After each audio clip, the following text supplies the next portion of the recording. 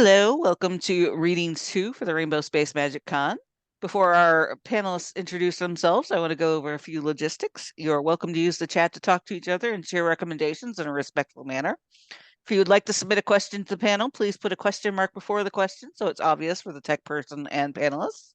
There'll be time for questions in the second half, but feel free to write them as you think of them. After the panel, the conversation will continue in Discord. So without further ado, let's go with our reading. Antonia, want to introduce yourself? Sure. Hi, I'm Antonia Aquilante. I write LGBTQ fantasy romance, lots of intrigue and happily ever afters, and sometimes dragon shifters. Let's see. So I have 11 books out as of this past August. They're split up into my Chronicles of Tornai series, which is 8 books long and ongoing, a Elemental Magicae duology that is finished, though I may revisit that world. My newest book, To Love the Dragon King, starts a new series. Yeah, that one's connected to one of my other ones, but completely unnecessary to read the other series before you jump into this one. So let's see. So I'm going to read from my newest, To Love the Dragon King, which is this one, pretty cover by Natasha Snow. I thought I would just read some from the beginning. We'll go from there. So I guess I should probably tell you what it's about, though, first. That's probably a good idea. So let's see. This book,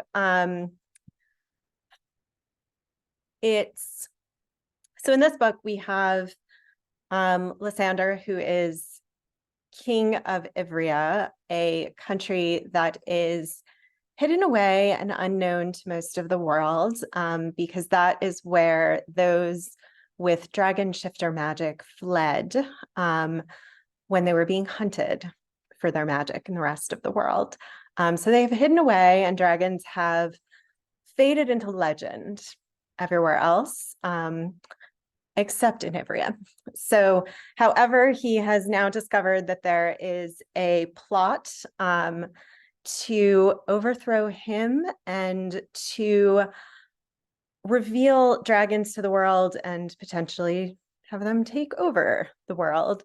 So he's trying to root out conspirators. And when he's doing this, he comes across Sasha, who is the son of a noble family, but not a very wealthy one, who has basically sold him into being a concubine to a very bad man who is part of the conspiracy. And his family had their own nefarious reasons for doing this. But they're thrown into each other's paths, Lysander and Sasha, and they are attracted to each other, but obviously don't trust each other very much first. So Lysander has to kind of learn to trust someone, especially with this plot that's swirling around him. Sasha, with what his family has kind of gotten into his head about him not being very good for much, has to learn to kind of find his own strength and trust that someone might care about him for himself. Okay, so I'm going to read just some from the beginning. We'll go from there. Okay, so, all right. The high stone walls of Castle Grau were bleak against the slate-colored clouds blanketing the sky. Sasha shivered and huddled deeper into his fur-trimmed cloak, despite knowing the reaction hadn't been entirely or even mostly caused by the raw chill in the air. His first sight of the place he would live for the next several years made him wish to be anywhere else. But he couldn't stop staring out the carriage window as they approached the building. He schooled his features carefully into the serene mask he practiced for long hours until he could hold on to it, even if everything inside him quaked, as it did now. Deliberately forced his breathing to even out. best to repair himself when he was alone. Lord Janek's man of business, having chosen to ride up with the driver the whole journey from Sasha's family home, where the man had retrieved him and turned over the contractual payment to his parents. It had made for a long and lonely trip, all day yesterday and overnight in the carriage, but Sasha wouldn't have chosen the company of the other man anyway. He wouldn't have chosen any of the circumstances for this journey, and the manner in which it was being made, not to mention the sight of its endpoint, was not helping Sasha hold on to any hope that this portion of his life would be good.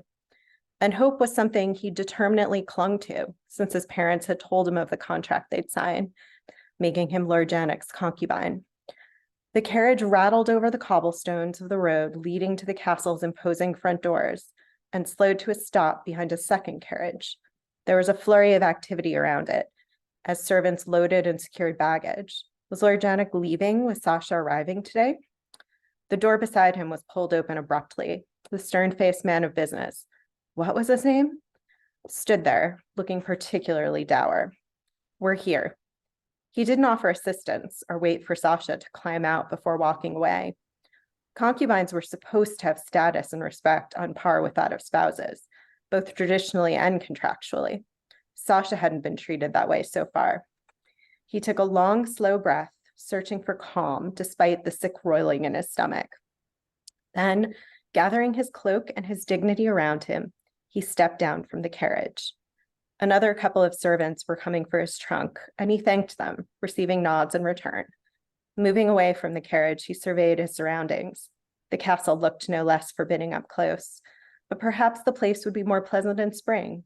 Late winter meant bare trees and no flowers or color anywhere. Even the snow, something Sasha usually saw the beauty in, didn't help. A young woman about Sasha's age hurried through the castle doors. Her hair shone gold in the weak sunlight before she flipped the hood of her green cloak up to cover it.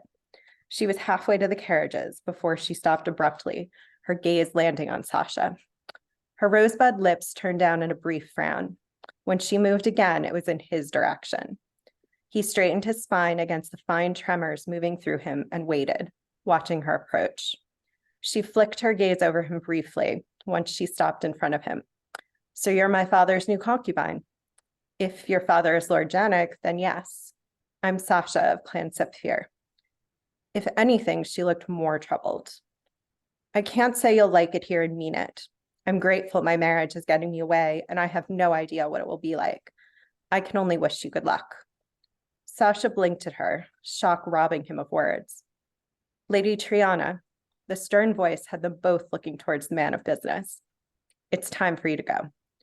Triana nodded regally, but she turned back to Sasha instead of moving toward her waiting carriage.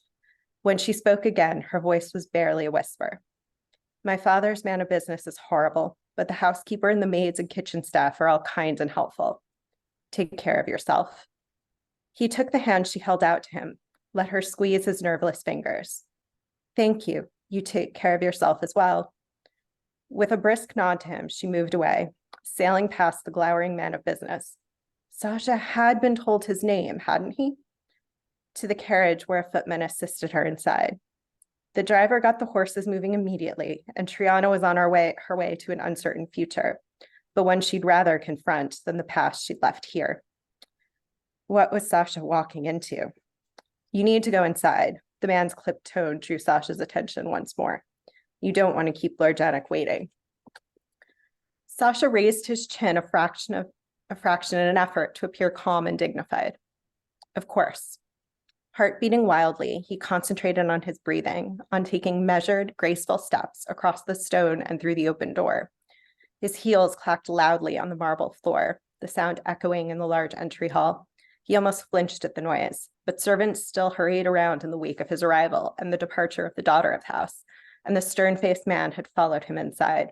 Sasha refused to show such weakness in front of them.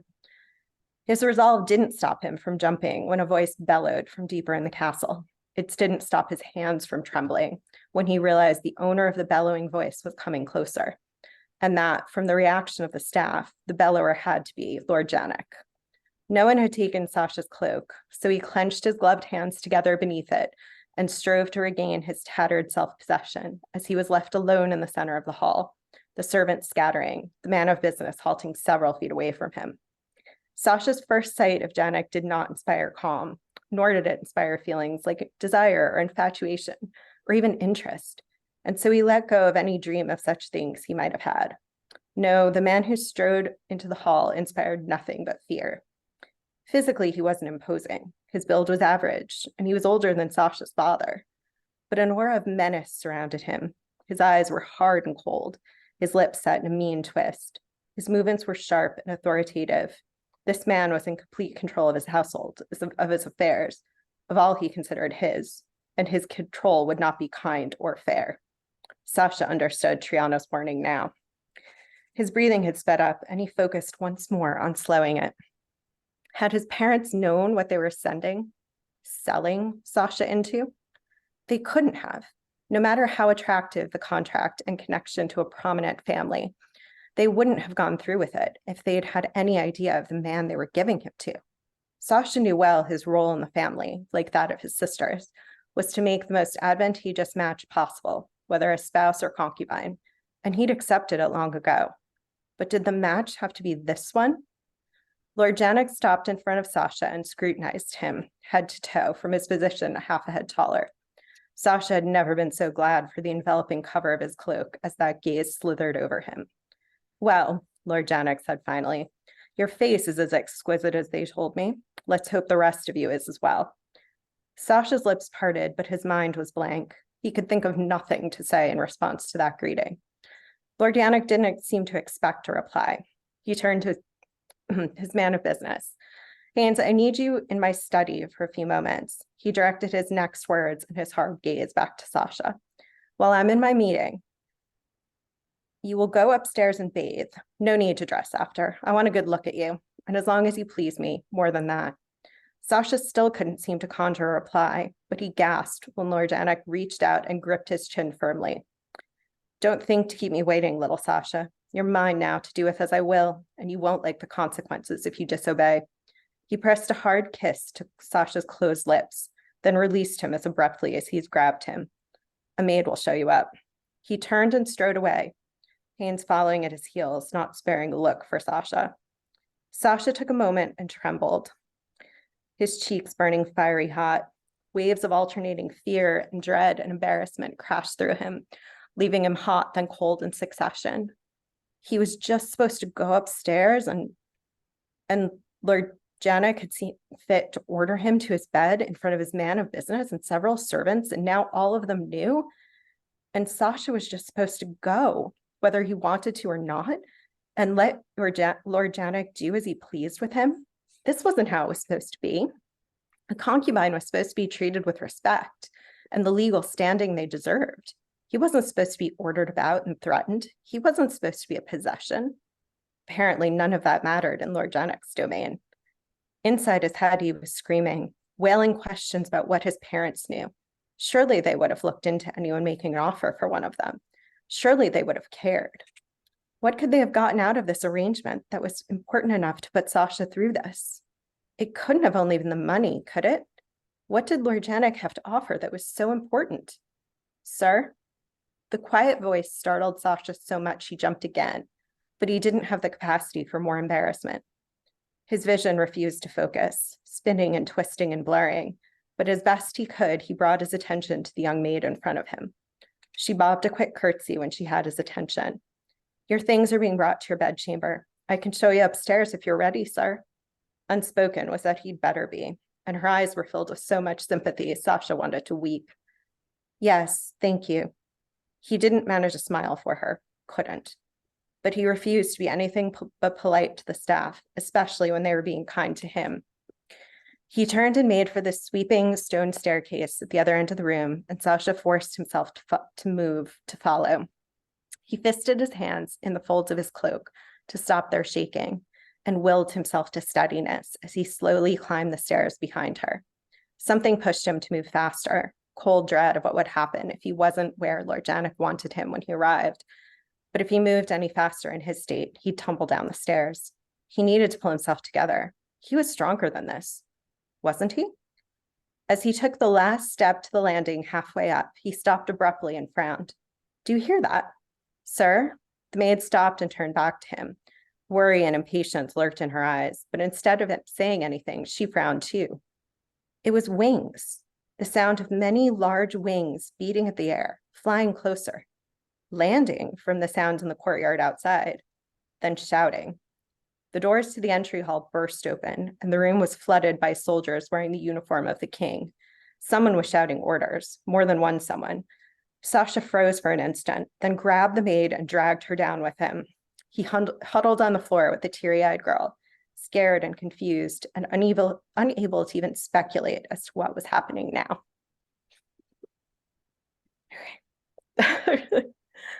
All right, that's nice. Okay, so that was the beginning of To Love the Dragon King. Yay! That Nice. was really, I really like that. Thank you. Talk a little bit more about like how you got the idea. Oh gosh. So the idea for this had been lurking around in my head, which means I scribbled it down in a notebook a long time ago.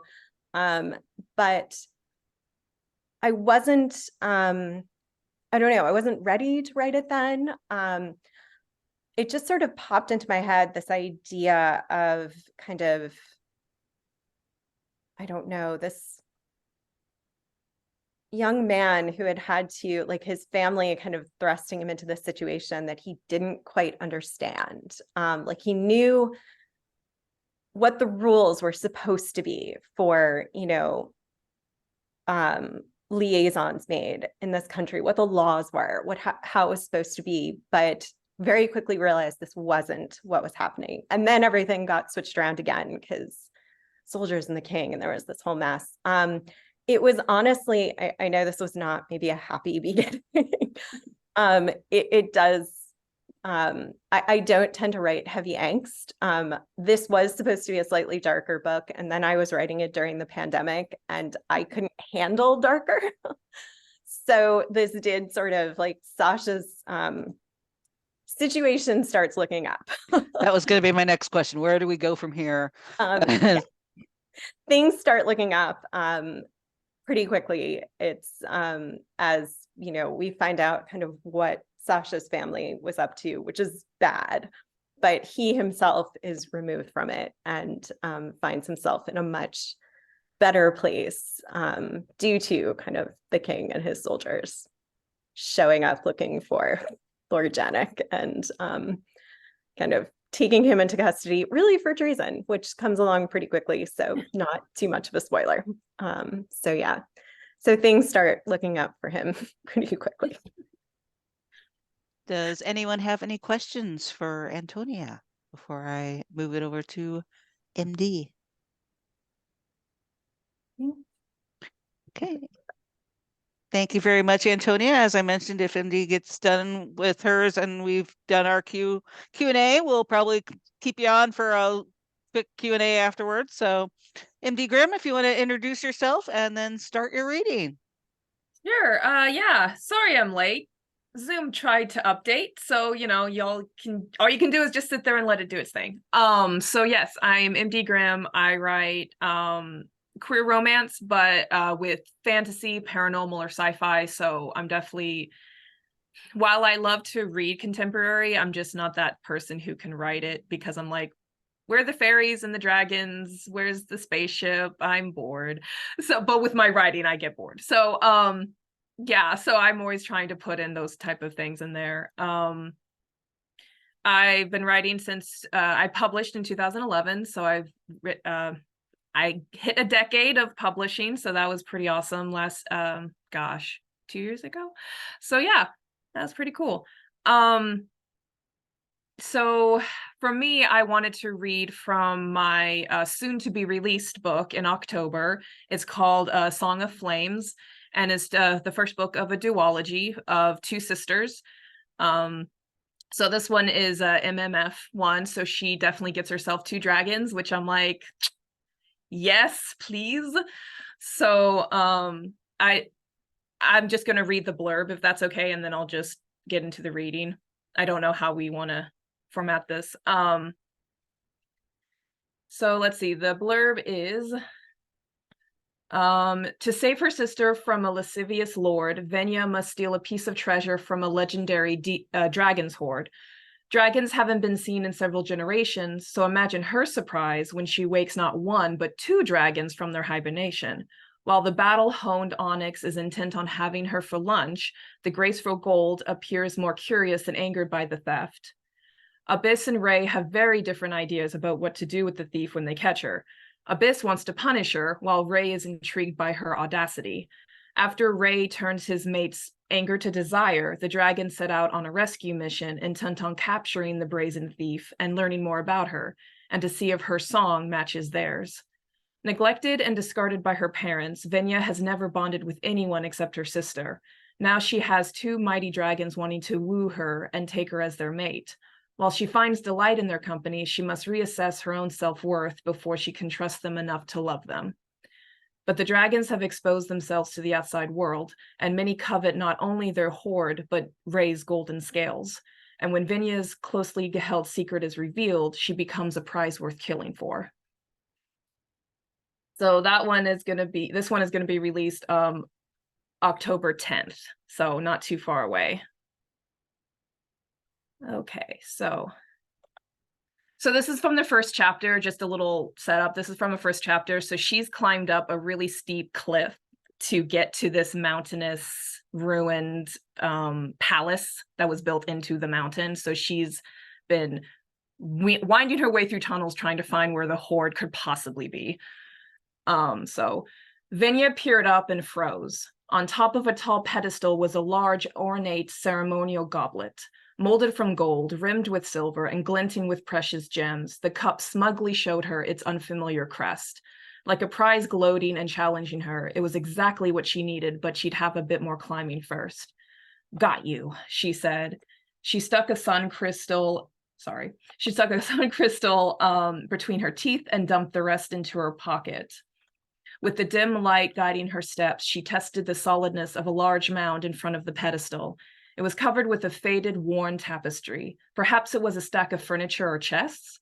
The once vivid colors were now dull and dusty, and tears and rips exposing the glinting gold of whatever it covered.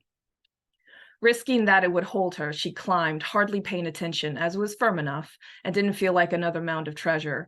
Her eyes were fixed on her prize. She could already taste her success and couldn't temper herself this time.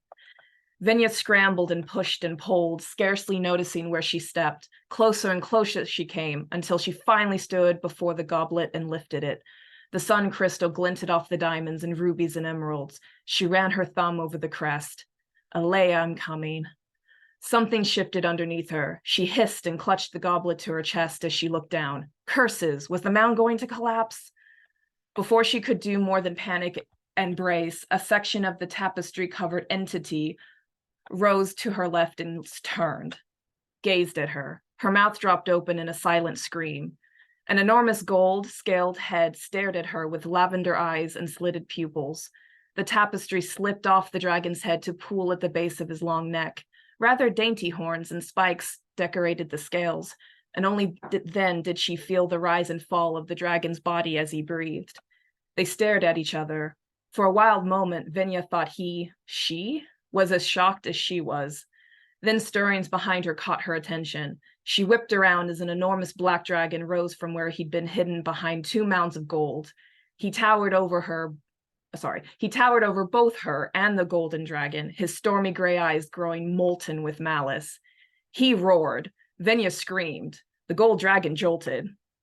As the black dragon surged forward, Venya leapt off the gold and turned her fall into a roll. Her skills once again saved her. Then she was running, clutching the goblet to her chest. She didn't dare peek behind, but she heard crashing as coins tumbled and spewed in her wake. The black's roars vibrated her bones and triggered every instinct of survival. Run, just keep running, run faster.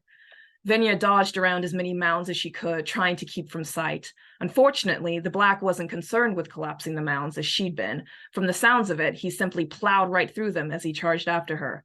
He was a titanic monster compared to her, and there was no way she could outrun him, but she had to try. Hot breath singed her back, and she dodged as the dragon's vicious teeth missed her by inches. She might lose control of her bowels if she caught one glimpse of his gaping maw. Venya turned a corner and saw the platform ahead of her. Her sense of direction proved true, but the dragon was still too damn close.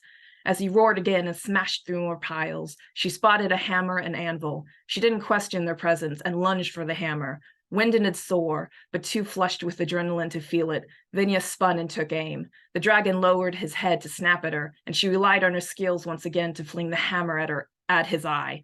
Unfortunately, he turned his head just right for the hammer to lodge itself in one of his nostrils.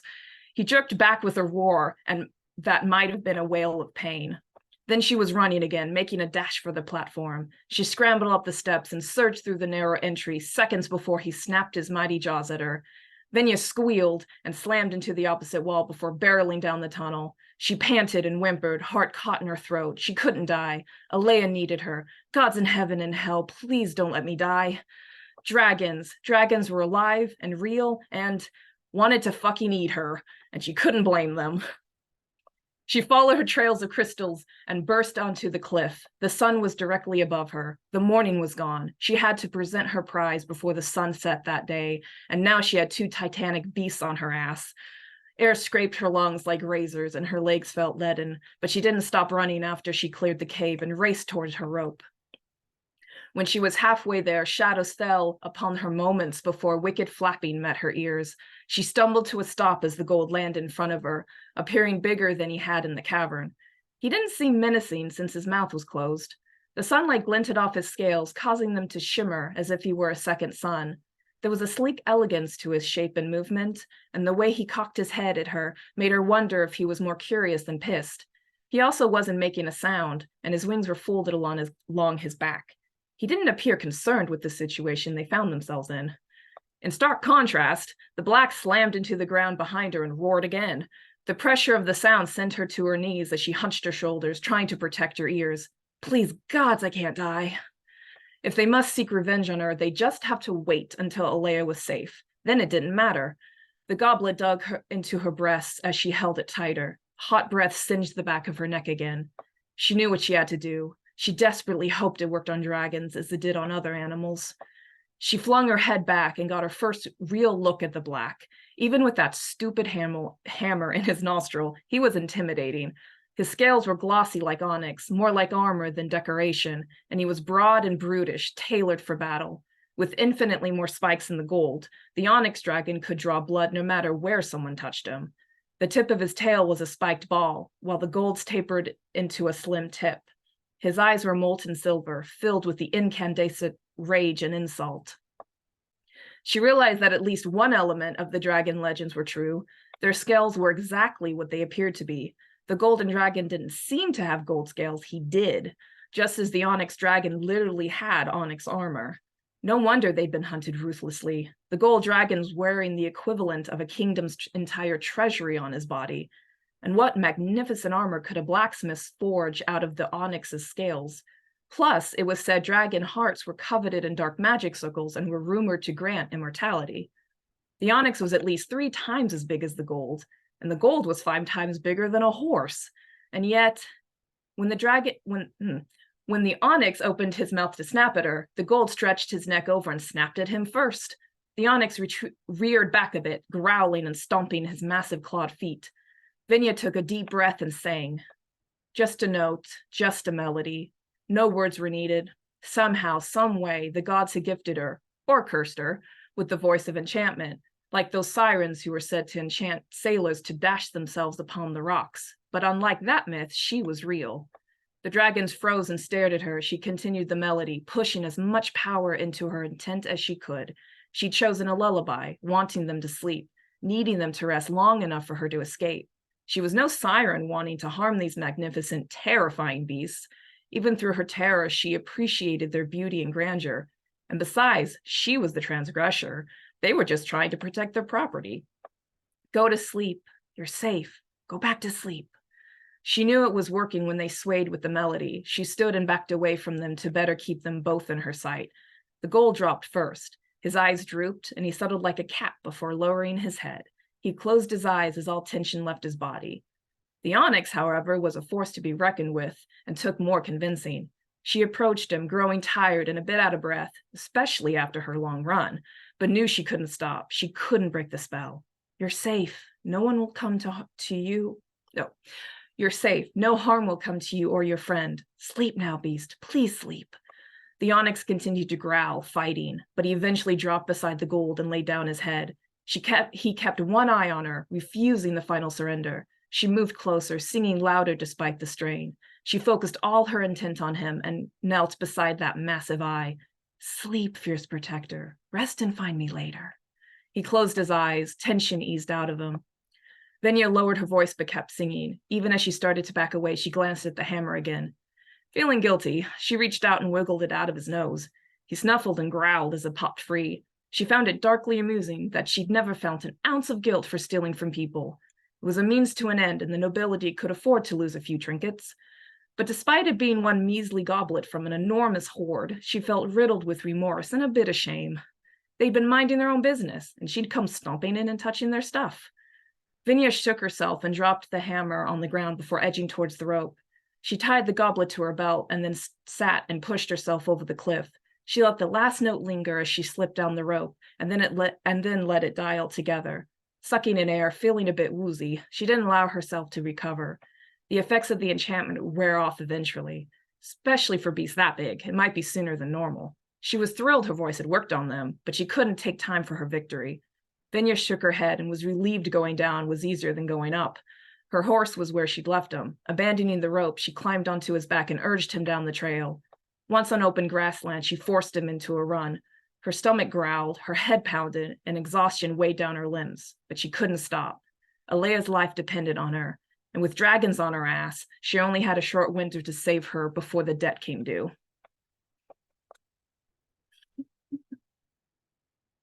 Isn't that a meet cute or what? So same question, where do we go from here? Oh, dragons terrorizing people, Venya saving her sister, and then realizing you don't want to eat me. Yeah. Happy times all around. And then where did you get the idea for this story?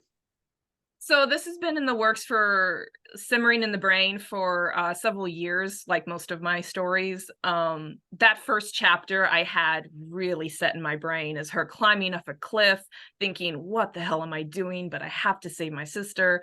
And then the dragons just doing what they do. And she's just like, oh, crap. And then them coming to an understanding later. So yeah, that first chapter it wrote itself. And then everything else after that just kind of came naturally. Now, specific question about the dragons. I've noticed that for a lot of dragons, they tend to be based on cats. Yours seems to be more doggish. Am I reading that right? Yeah, there's a little bit of both. Some mannerisms. The gold Ray is definitely more cuddly cat. He's definitely more snuggly and purrs and that kind of thing. But yeah, Abyss, the onyx one, is absolutely an intact dog. So So this So, is yeah. a question for both of you. What would you say is the hardest part of writing for you? Oh dear. Gosh. Or your least favorite? I guess sometimes the first draft is my least favorite because I'm still putting all the pieces together. And so I have to keep letting myself have permission that the first draft is going to be crap.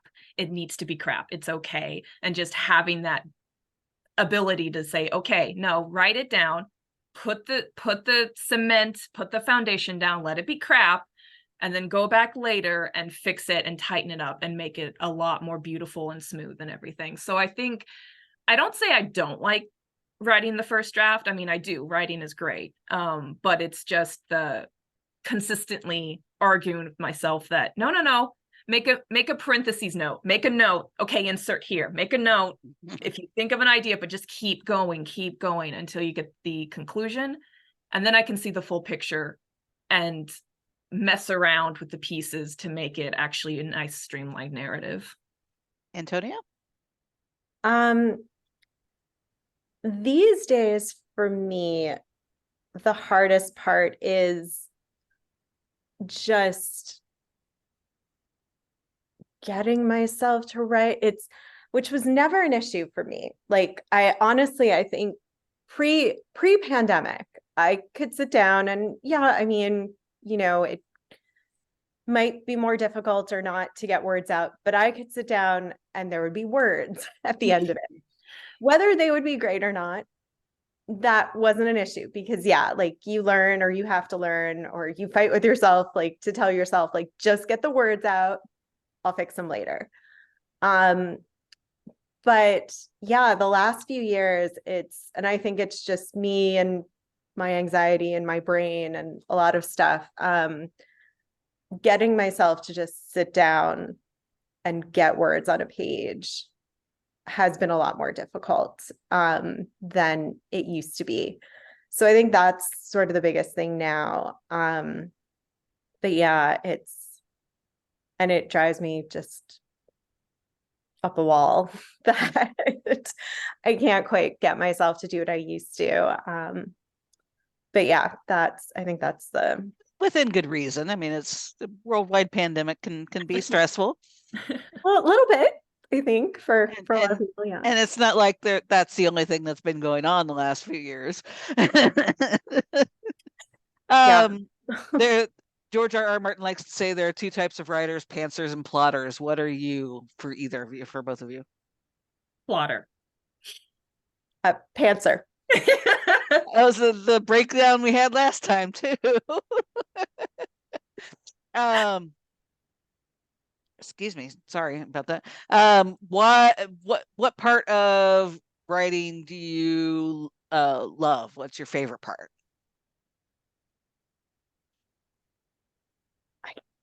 When everything comes together, when it's organic and I mean, granted, there's a certain type of success in pummeling a book into shape, really arguing with it, but making it work, and then having that satisfactory thing at the end and be like, that was hard, but look, I have something to show for it. But I think it's just made easier and more encouraging when it's an organic process that the story just comes out of me and I don't have to strain so much. It's just scene after scene after scene. It just keeps going. Because when I plot, I definitely have key moments that I need to get to. So point A, B, C, D. So I do leave though some room for flexibility and for molding the clay kind of thing. So I still can surprise myself. My characters can still surprise me. I'm definitely not rigid in how they want to do it. I'm like, I'll have an idea and I know where I want to end. And I'm like, okay, this is the tentative plan, guys. But if you want to veer off to X before we get to Y, or X until we get to J, okay, as long as we keep going to Z, as long as we get where we're ending, okay, fine, go ahead. So yeah, it's when it's organic and the characters continue to surprise me and something else pops up and I'm like, oh, yes, perfect. And then it just makes the story richer. So I plot, but I definitely leave room for surprises. Antonia, what's your favorite part? Yeah, I mean, something similar, I guess. Those moments of it, those moments of discovery, those moments of it kind of coming together. Because yeah, I'm not really a plotter. Like I have an idea, I kind of know where I'm gonna end up. For me, all I really need to know is that sort of little spark of an idea, and I need to know who my characters are for the most part when I'm starting. So yeah, those moments of discovery when things are coming together and it's like, oh yes, this, this next. And then, it all starts to fall into place. Okay. And yes, there are absolutely times where it's like, no, the struggle and what happens next. And, big brackets in the book, like must fill in this here. And frankly, I am not just a pantser. I also don't write in order, which I know is sort of, Oh yeah. yeah, it happens. So yeah, so like I'll jump around. And so sometimes it's that, oh no, this has to go in here. Okay, yes, now I know how to bridge the gap. So yeah, like the best part I think are those moments of discovery and really, really knowing, what comes next and things falling into place and bits of the world and the characters and stuff coming out. So yeah, it's that discovery. That's a lot of fun. In terms of Actually, Ashley has a question. You ever struggle thinking up of the world or society, or the reverse, create too much and have to rein it in? Do you have to struggle not to overwhelm or maybe underwhelm the reader with all the wonderful details of your new universes? Yes to all of that.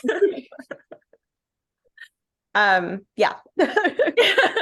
I could definitely, I sometimes tell I'm a kitchen sink writer. Like everything, especially when I'm first, like everything goes in, just, yeah, I've got details, I've got stuff, like it's all going in there. And then, yeah, I have to like Pick out. edit, pull back and pull things. And okay, the reader really needs to know this right now. And we could save this for later, or we could save this for book 2. Like it's let them discover as they go. They don't need everything all at once, but yeah.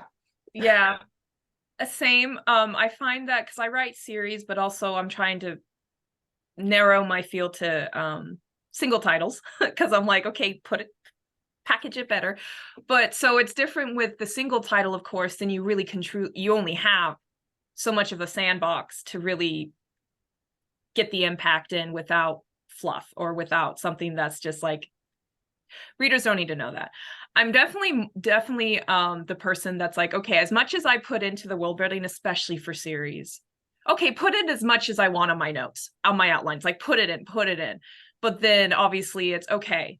Like Antonia said, what does the reader need to know right now for this instance, for this event, for this? And then with the series, though, you have more opportunity to like, okay, not in this book, but in book 3, I can dive into this part. And then that builds the whole world.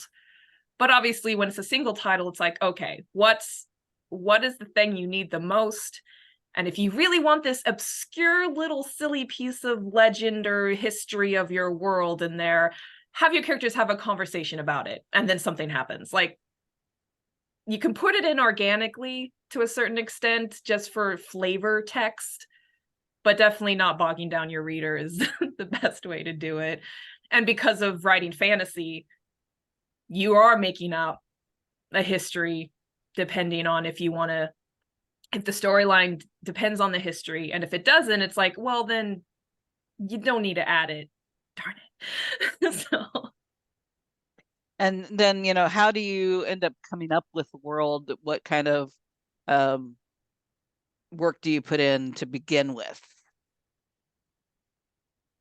And when do you decide this is enough to go on and then I'll add to it later? Or is that just kind of organic? It's organic, at least for me.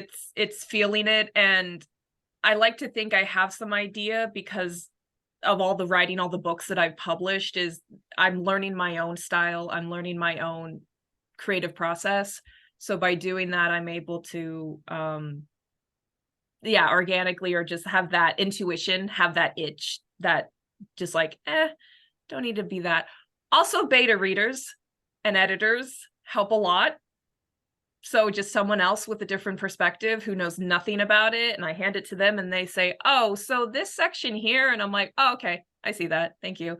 So then it's also someone else giving you feedback, and then you can take that feedback, remember it, and future works maybe see that what you're doing again and curtail it for, so that kind of thing. Yeah. Antonia? As a Yeah, pantser, how much work do you put in? I have to I guess okay. If I'm working in the same world, as I know some stuff when I jump into a new book, so I don't have to do a ton.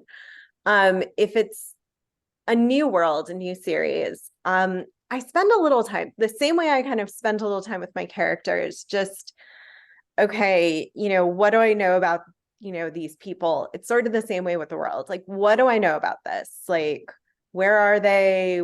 How does this work? Like, how does the magic work? Like, just, and I don't know everything at the beginning, but I basically throw everything that's kind of in my head on a page in a journal. And when I have some concept of it, like, it's sort of obviously a fuzzy thing, but when I have kind of that concept of it, of like, okay, I've got enough, I have a basis of where I am, then I start writing. And yeah, as I go, as I write, as I get more into it, the details fill themselves in. And that might mean I go back and change the beginning later because suddenly something's come clear and I'm like, oh, wait, that's not consistent. I have to make this work. But that's fine. I just make a note of that and I go back to that when I start revising. And that has happened where both world building and characters have to kind of shift at the beginning of a book because something changes. But yeah, I just need kind of that basis enough in my head where I'm like, okay, I've got some concept of where this is, what's going on, and then I'll figure it out as I get more into the story. And then a question I like to ask authors all the time. It's kind of a writer's block question, but not per se. Burnout. What do you do to kind of fill your creative well to make sure that you're not feeling like this is quote unquote just work and where it's still a little fun too? For myself, I make sure to give myself breaks after each project. So sometimes I can pull out like a month and actually not write and push myself not to and just do other creative endeavors, projects around the house or pictures or just focusing on something else for my creative outlet. And so then when I come back to a new project, then I feel refreshed. I am like, I'm ready to dive back in because it's been so long. Because I have gone through burnout before. That did happen and it was not pleasant. And then I was so sad because I wanted to write, but I didn't want to write. And it was just like, so I'm trying to write 3 to 4 books a year. So doing that means I need to, if not a month, then at least like half a month of just, because I write on the weekends is when I write. And so 3 weekends in a row or something, just do other things, hang with friends, go walk in a park or something, just like be in life and then come back. Antonia? Yeah, I mean, I think for me, part of it is making sure I try very hard to keep some balance. I have a weird, like my day job schedule is kind of strange. I'm fairly flexible. I work from home a lot. I'm all over. I don't have kind of the standard 9 to 5. So, which in some ways is great. And in others means, yeah, I'm like, okay, yeah, now I'll sit and try to write for an hour. But it really can mean like, I'm just sitting in my house working on one thing or another all the time. So yeah, so making sure I take that time for, you know, to exercise, to get out and walk, to do other things. When I'm really kind of like, I've hit a wall, I just, yeah, you kind of have to step away, or at least I do for a little while. And for me, a lot of times it's other creative outlets too, but it's also like, sometimes for me, it's turning to someone else's work. Like, let me read all these other fantastic books and immerse myself in all these other worlds. And that can, inspire me to go back to my own. So whether it's, new books, or very often if I'm just that, like I've hit that much of a wall, it's go back to the favorites, favorite stories, the favorite worlds, and let them kind of refill the creative well so that I can go back to my own worlds and start creating again. Okay, we are almost out of Absolutely. time. So final thoughts and where people can find you. Antonia. Okay, so yeah, where you can find me. I'm kind of social media wise, I'm sort of all over since everything's weird and I'm looking for, I feel like we're all, or a lot of us are looking for Twitter alternatives. So best place to probably find all the places to find me is my website, antoniaaquilante.com. My blog's there, my books are there, social media links, newsletter sign up, all that stuff, all that good stuff. MD, final thoughts and or how people can find you? So yeah, I'm only on Facebook right now because I can only handle so much social media. But I do have a website, mdgrimmwrites.com, and I do have a newsletter, so you can sign up there too and see all my books and all the lovely buy links and all that. So yeah. Okay. Well, thank you very much, both of you, for reading. I enjoyed it highly. And if you're on panels later, break a leg. If not, have a good day. You too. Thank you. You.